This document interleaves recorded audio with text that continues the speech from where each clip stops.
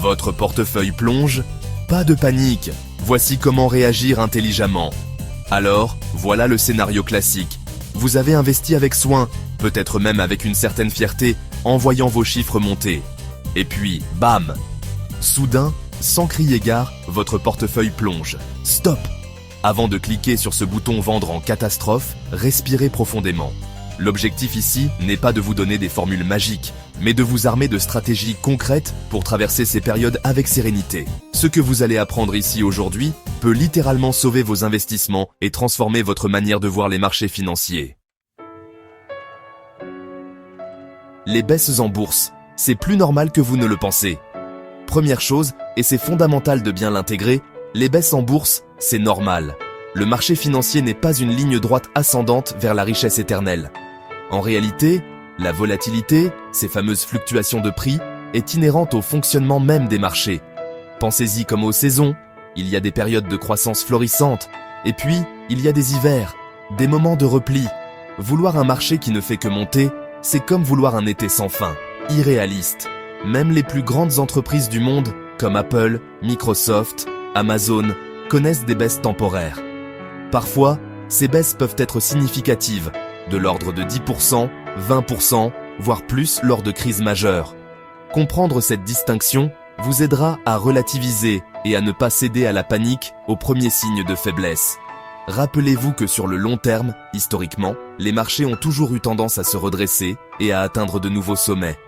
Donc, si votre portefeuille baisse, ne vous dites pas immédiatement que vous avez fait une erreur ou que tout est perdu. Stop à la panique. Vos émotions sont votre pire ennemi en bourse. Maintenant que nous avons établi que les baisses sont normales, parlons de l'ennemi numéro 1 de l'investisseur pendant ces périodes, ses propres émotions. La peur, la panique, l'avidité, l'excès de confiance. Ce sont des sentiments humains naturels. Mais en matière d'investissement, ils sont souvent de très mauvais conseillers. Lorsque le marché chute et que vous voyez la valeur de votre portefeuille diminuer, la réaction instinctive est souvent de vouloir arrêter l'hémorragie en vendant. C'est ce qu'on appelle la vente panique. Le problème, c'est qu'en vendant sous le coup de l'émotion, vous transformez une perte latente, sur papier, en une perte réelle et définitive. Les émotions nous poussent à acheter haut, quand tout le monde est euphorique, et à vendre bas, quand tout le monde a peur. Rester calme, même si c'est difficile, est absolument primordial. La clé est donc de développer une discipline émotionnelle. Alors, concrètement, que faire pour mieux gérer une baisse? Voici 5 stratégies éprouvées que vous pouvez mettre en place. Premièrement, revoyez les fondamentaux de vos investissements.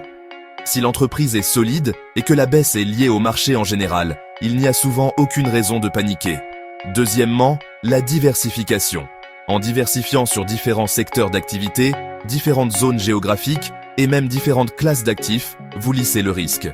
Troisièmement, gardez des liquidités disponibles. Avoir un peu de cash de côté peut être extrêmement utile en période de baisse. Quatrièmement, utilisez la stratégie du dollar cost averaging, DCA, ou investissement programmé. Cela consiste à investir une somme fixe à intervalles réguliers, quelles que soient les conditions de marché.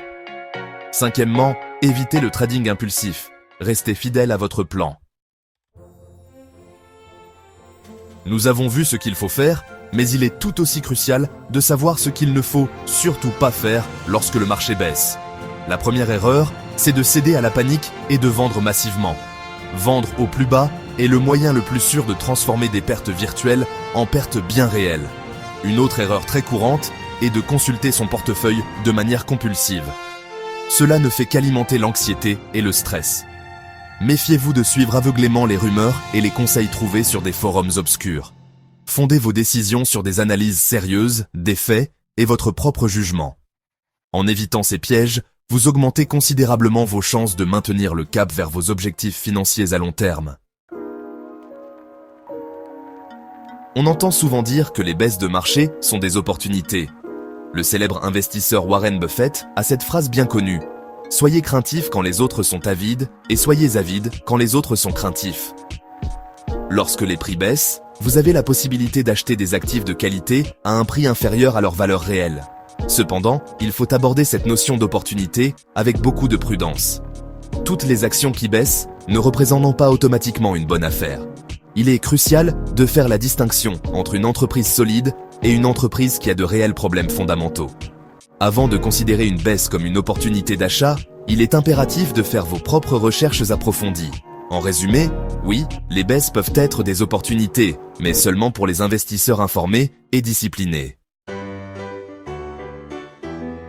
Voilà, j'espère sincèrement que cette vidéo vous a éclairé sur la manière de gérer les baisses en bourse avec plus de sérénité et d'intelligence.